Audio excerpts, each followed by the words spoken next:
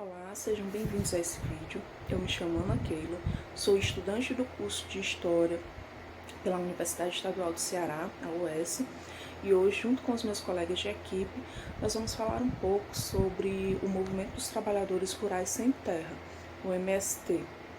Para isso, nós vamos utilizar como referência bibliográfica o texto da professora Adelaide Gonçalves, que é A Gente Cultiva a Terra e Ela Cultiva a Gente, uma história do MST. Bem, para falar sobre a origem do MST, é preciso voltar um pouco mais no passado, antes mesmo do golpe de 64, e fazer referência às ligas camponesas do Nordeste. Por que isso?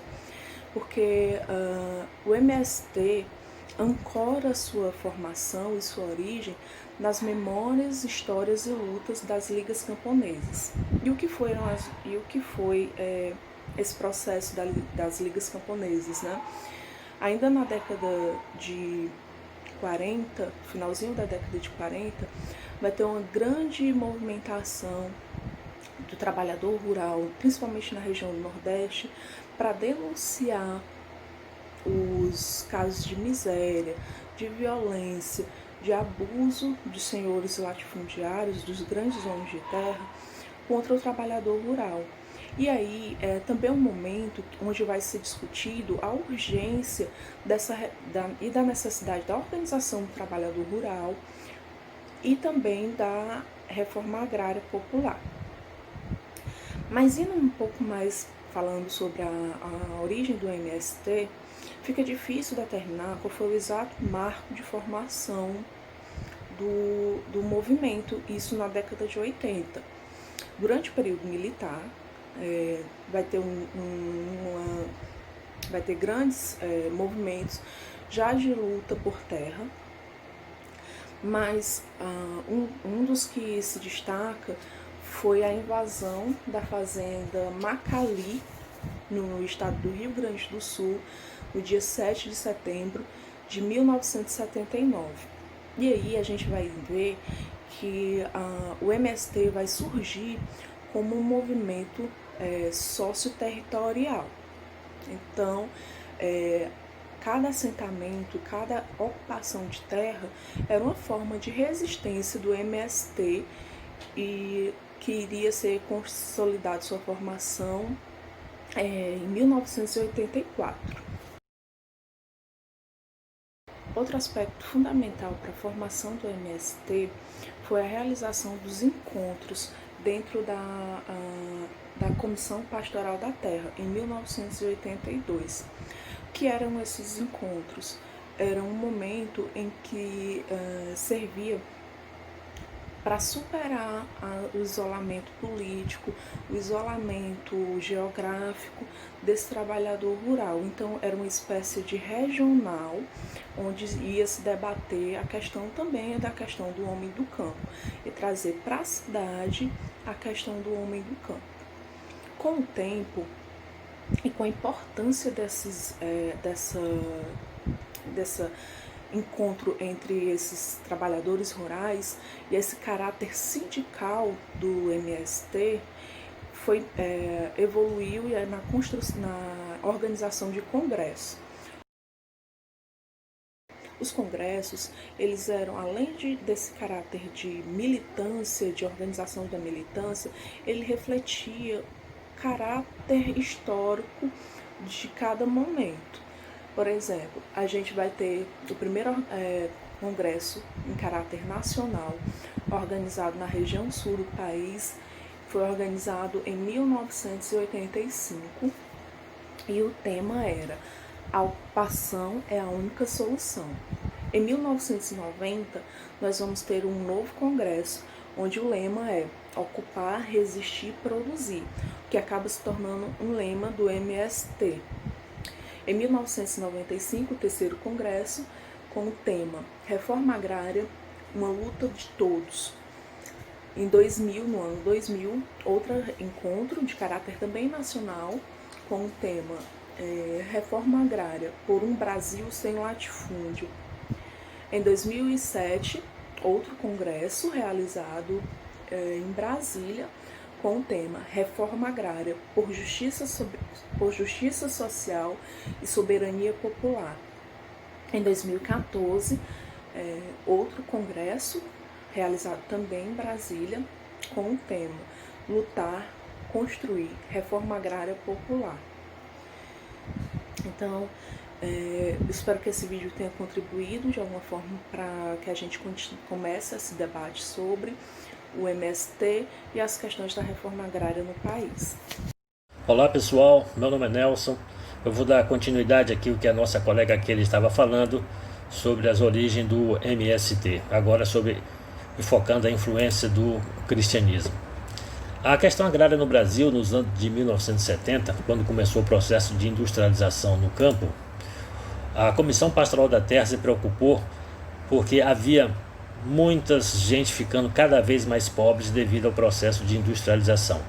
Então, essa comissão, que é um órgão da Conferência Nacional dos Bispos do Brasil, a CNBB, ela fez um engajamento pastoral junto aos pobres do campo, né, na problemática. A terra é questão de cidadania, de democracia, de sobrevivência para milhões de brasileiros. E em 1980, a CNBB elaborou um documento chamado A Igreja e os Problemas da Terra, onde focava o problema da concentração da propriedade da terra no Brasil.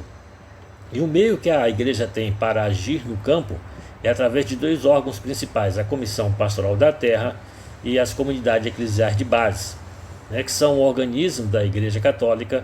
E o que elas fazem?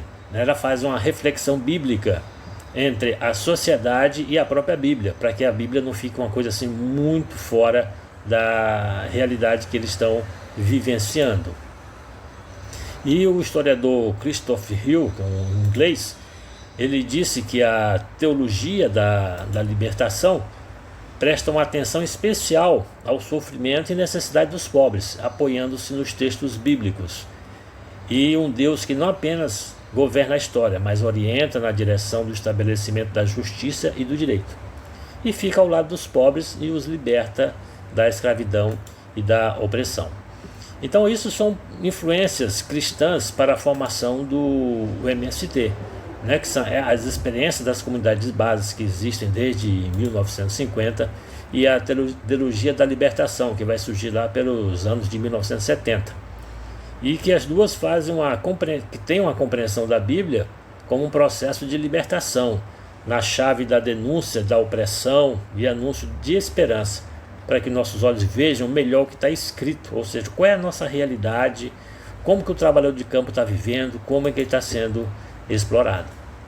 E fazendo aqui um resumo, nós vamos ver que os movimentos camponeses, junto com a ala progressista da Igreja Católica, juntamente com a Rede Internacional de Direitos, ONGs internacionais ligadas à Igreja Católica, organizações de direitos humanos locais e internacionais, desenvolver a ideia da posse da terra como um direito humano. Então esses são os primeiros passos para a criação do MST. E esse filósofo sociólogo aqui, José de Souza Martins, ele vai dizer que o MST é uma expressão do catolicismo pós-conciliar, que surgiu quando padres e bispos, né, viram que não teria apoio político para desenvolver a teologia da libertação na própria igreja. Então, como eles não vão ter esse apoio político, vai surgir o MST como uma das formas do catolicismo militante, com uma base milenarista mística baseada na moral, na redenção dos pobres e oprimidos. E depois então ele vai se distanciar, né, com o tempo dessas raízes cristãs. Pois bem, então eu deixo vocês agora com o nosso colega Gil e deixo também aqui uma bibliografia. Olá pessoal, tudo bem?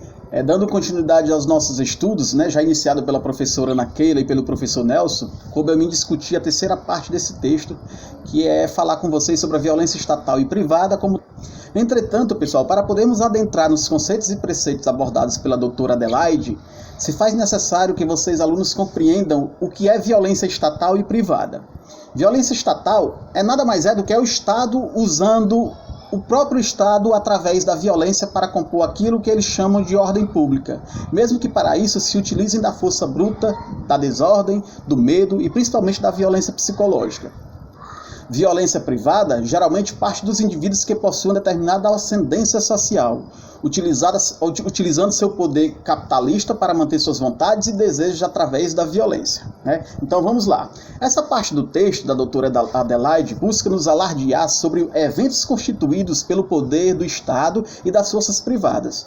Pois ao ver os avanços e principalmente o apoio obtido pela Igreja ao MST, este poder e essas forças passam a desferir golpes criminosos não só aos movimentos dos sem-terras, mas a todas as classes que comungavam deste movimento ideológico que se constituía no Brasil. Bem antes do MST se tornar de fato o que é hoje, desde a década de 70 do século XX, que a violência estatal e privada já cometia seus crimes a fim de deter as forças desses movimentos, né? Em 25 de março de 1970, a CNBB lança ao público uma denúncia contra a Polícia Federal, onde 2 padres foram torturados, né, de 2 determinadas cidades do estado do Maranhão. Um deles foi amarrado num pau de arara, chutado, esmurrado, a fim de que o mesmo se autoproclamasse um criminoso subversivo. Atos violentos ocorreram em todo o território nacional. Padres foram expulsos dos países, famílias camponesas dizimadas e suas casas queimadas. O Estado e o latifúndio sempre foram implacáveis com o MST e com o que este pretende, né, até hoje, que é uma reforma agrária. No Pará, até o consórcio do crime foi instaurado para combater as investidas dos movimentos agrários. Né? A processo de servidão, de escravidão foram somatizados também nessa pesquisa da doutora. Né? Esse tipo de violência, segundo a doutora Adelaide, foi preferido não só por agentes estatais, mas principalmente pela força privada detentora do capital e da terra, né?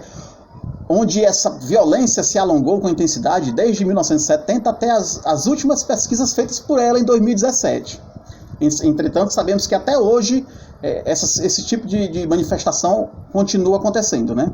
O que devemos levar em conta em torno desse estudo é que, mesmo sendo amparado pela lei ou não, devemos compreender que as leis são feitas para defender uma classe e subjugar outra. E nem toda lei tem um caráter de equidade, de igualdade e justiça. Mas isso é um assunto para a próxima aula, né? Bom, pessoal, meu nome é Luana e eu fiquei responsável por falar um pouco sobre a mística e a marcha do MST. A primeira coisa que a gente tem que entender é o que é a mística, né? No texto ela está definida como as práticas que falam da experiência do movimento e explicam a vivência, né? Ou seja, o que guia a pessoa, né? A comunidade, né? São a experiência daquelas pessoas que vão formando a cultura, né? A cultura de um acampamento, por exemplo, é o que vai manter eles unidos, né? O que vai guiar eles, que vai estar explícito, né? Em tudo que eles vão fazer, né? Eles vão fazer uma marcha, eles vão fazer um protesto, né? De acordo com Michael Lowy, né, são os rituais que animam a vida e os combates nos acampamentos do MST. Celebrações, né, marchas, cantos, discursos, enfim, é o que vai definindo a identidade deles, né, a construção identitária do MST. A primeira coisa que vem à mente quando a gente fala do MST é o que a gente vê na imagem que eu coloquei, né? A gente vê a camisa vermelha, o boné e a bandeira, e isso é a construção da identidade deles. Eles planejaram isso porque eles querem que a gente veja eles assim, tanto quanto eles querem que a gente perceba o que eles defendem, né, os valores deles. Existe uma reflexão histórica e uma memória social. O MST ele é um movimento humanista, né, de luta social, que junto com os trabalhadores rurais, eles combatem os latifúndios e a concentração de terras, né, nas áreas rurais do país. E por eles defenderem isso, eles sofrem muita violência, né, sofreram muita violência. E é isso que eles fazem questão de não deixar ninguém esquecer, né, as pessoas que sofreram essa violência, né, o que foi que eles perderam e ganharam para chegar onde eles chegaram. E é por isso que hoje existe o Abril Vermelho, que é um mês do ano onde eles intensificam a luta deles. E dentro do mês de abril existe o dia 17 de abril, que ficou sendo considerado o Dia Internacional da Luta Camponesa por conta de um embate muito violento que eles tiveram com a polícia, né, em 1996, em Eldorado dos Carajás, onde morreram muitos militantes, né, do Movimento Sem Terra. E eles sempre vão estar exaltando essas pessoas e a luta delas. E foi nessa mística que nasceu a tradição da marcha, né? A marcha é o maior símbolo do MST, né? O símbolo de luta deles, né? A marcha vem dentro do conceito de pedagogia da luta, no sentido de que é um ato de solidariedade, né? Ninguém marcha sozinho e os poderosos têm medo dos que marcham, né? Essa marcha, ela simboliza a união de todos os militantes que vêm de todas as partes do país para essa marcha.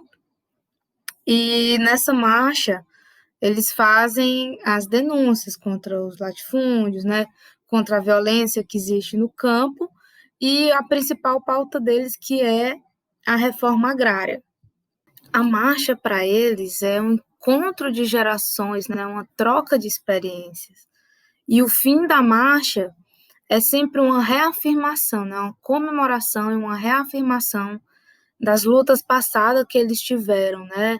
É a confirmação de que os pobres, eles vão sempre voltar. Eles nunca vão desistir de caminhar em direção a uma nova existência, né? Uma vida melhor. Olá, gente, meu nome é John. O texto nós vamos tratar esse aí, né, da professora Adelaide Gonçalves. E a parte que me cabe é justamente a pedagogia da terra, onde essa pedagogia foi uma formação social e educativa em cima de uma pedagogia crítica de Paulo Freire, né? E a mística e as marchas e ocupações em décadas de luta social do movimento sem terra foram justamente construindo esses sentidos pedagógicos.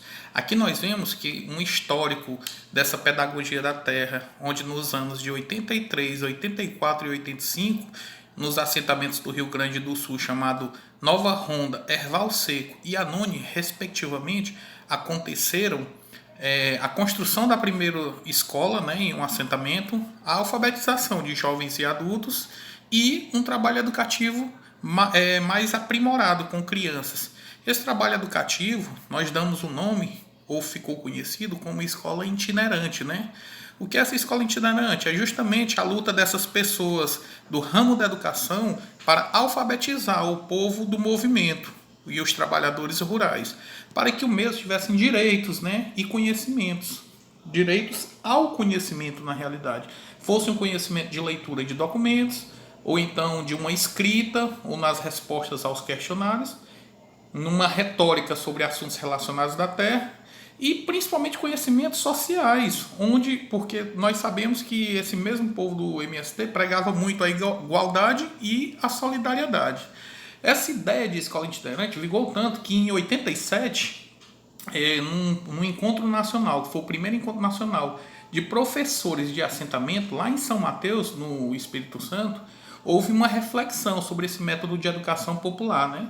Só que esses professores acharam por melhor englobar, ou seja, incorporar esses instrumentos pedagógicos, que eram o Jornal Sem Terra e os cadernos de formação, na educação dessas pessoas. Esses jornais e cadernos eram construídos e escritos pelos próprios militantes e trabalhadores rurais, onde eles queriam que, na educação, juntamente com essas ferramentas pedagógicas, se gerasse uma educação mais libertadora, né? Que substituísse uma educação domesticadora, onde ninguém ensina nada a ninguém e todos aprendiam juntos, né? Como já dizia Paulo Freire. Então, gente, a gente nota que isso aí, de certa forma, é uma busca, é uma luta social, uma luta política e uma luta pedagógica enfrentada por os meus militantes na busca de um direito geral, né? Que era o direito ao conhecimento. Isso aí tudo no intuito de quê, gente? No intuito de sistematizar as práticas educativas e pedagógicas da terra, onde as reflexões de vivências cotidianas ou já eram vivências do cotidiano, ou então se transformariam em vivências geradoras. Vivências geradoras essas que, a partir do momento em que o homem da Terra se visse como sujeito da Terra e sujeito da história, novas vivências ia aflorar nele, novas posturas e novas ações, né? Eles iriam ter. Isso tudo através de uma cultura em geral. É por isso que a gente destacou aqui as canções, a poesia e as escritas, né? Porque isso aí é uma forma de reflexão do homem no meio da sua sociedade. Então, para terminar o nosso vídeo, gente, a gente vai fazer um adendo aqui sobre a Escola Nacional Florestan Fernandes, que essa escola ficou conhecida no Brasil todo porque ela demarcou certos setores a grandes pessoas que lutavam em torno dos direitos gerais da humanidade. E a gente vai falar aqui sobre o Antônio Cândido, né, que tem uma Biblioteca Nacional Antônio Cândido dentro dessa escola nacional, e ele falou que a leitura é uma paixão libertadora pelo conhecimento. E essa leitura será a fonte e direito à palavra e à voz na sociedade um dia. Então, gente, tudo de bom, se cuidem, lavem as mãos sempre, e cuidado. Até a próxima, gente.